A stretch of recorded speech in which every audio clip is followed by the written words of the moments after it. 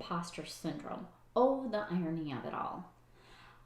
If we haven't met before, my name is Michele, and I'm a certified online business manager, and I kindly kick digital CEOs out of the back office so they can focus on more sales, more revenue, and my very favorite, more impact.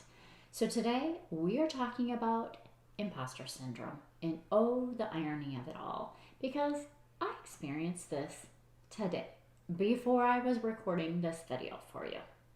So let me go on and tell you what I mean by that. Okay, so what I mean by the irony of it all, so I had this topic planned already in my content that I was going to talk about imposter syndrome. And oh boy, like writing the blog post, recording the video, like I was totally experiencing it firsthand, that feeling of imposter syndrome. And it didn't come to me right away that that's actually the feeling that I had. But that little voice, that was chattering away in my head going, who are you to talk about this? That little spark of self-doubt. I guess I'm just guessing you know what I'm talking about since you're listening to this video and you're reading it on my blog post. One or the other or both. So let me tell you how I recognized that I was doing that. I need to recognize that I'm doing this and how I'm doing it. And that's one of the biggest things for me, because if I don't actually step back and recognize that I'm doing it, then I never see it. And so many of us are in that same boat. And it happened to me actually today. So this morning when I was getting ready, I listen to a podcast most every morning when I'm getting ready. But this morning I actually searched on imposter syndrome, and I came across a podcast by Dr. Natalie Crawford on the subject of imposter syndrome. And I listened to the whole thing as I was getting ready. And when I got done, I was like, oh, maybe I should listen to another one. And then I was like, no, I can't do that because I need to go out and walk the dogs. And I promised myself that I wouldn't take my phone along or bring anything with me in the morning after I read the book. It was Getting Your Life Back by John Eldredge. And he talks about having space for a pause in your day. So I have designated that the time that I walk the dogs in the morning, instead of consuming content or doing anything like that, I spend time in prayer and actually listen to the thoughts that come into my head as I'm going through it. And it came into my head today. So you'll never believe. Guess what? Yep. And actually, I'm not going to make you guess, because why would I do that? But you can if you want to. Just write a comment below if you guessed what it was. But that little chatter in my head this morning that I quieted on my super quick, fast walk that I talked about, because it was 7 degrees outside, it stopped in my tracks. Like, it said, Michele, you're doing it right now. Do you know that? Do you know that you're falling into imposter syndrome? You're thinking to yourself that, who are you to talk about it? Girl, do you even know what you're talking about?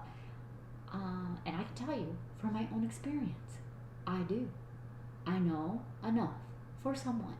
Maybe not everybody, but I know enough for someone to help them get past that imposter syndrome, because I do it to myself.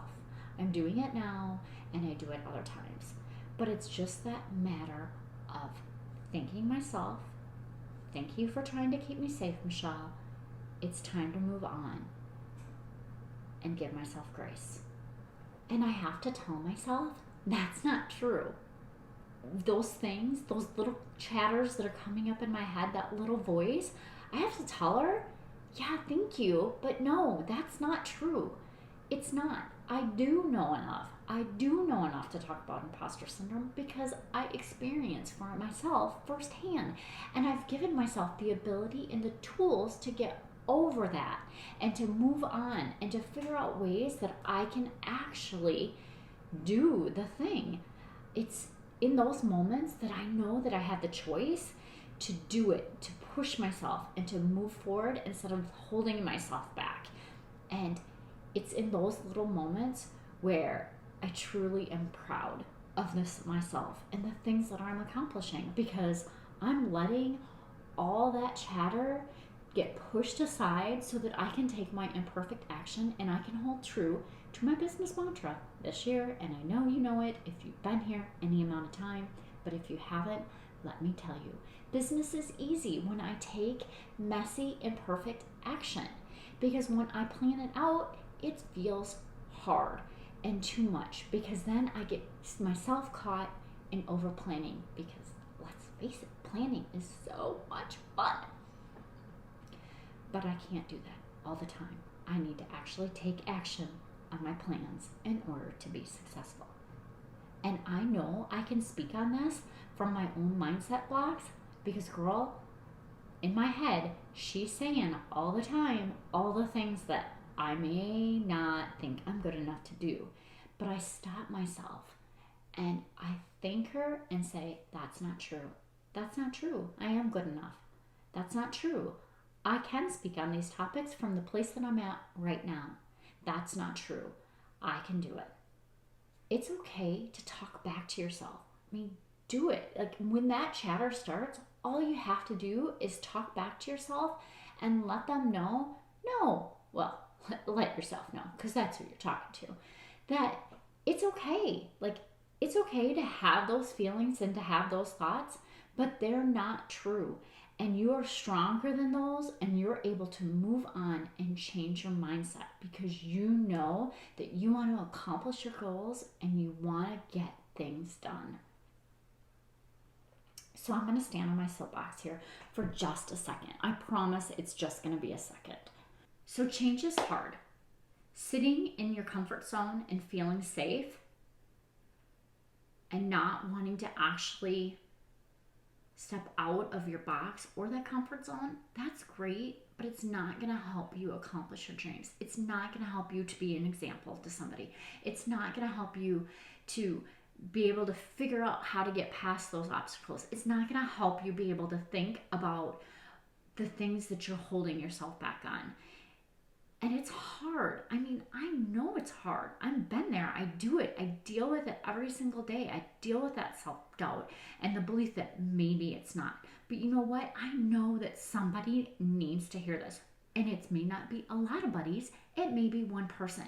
But that's okay. Like, if you're that one person that I'm talking to right now, you can do this. I know that you can do this. You need to be your own best cheerleader. Because if you're not cheering for yourself, there might not be anybody else out there that is cheering for you. And I know that you can do this. I mean, I know you can do it. We all have it in us to actually step outside the comfort zone and step outside of our box and to actually do the things that we want to do, do the things that we see other people doing that we think that we're not capable of.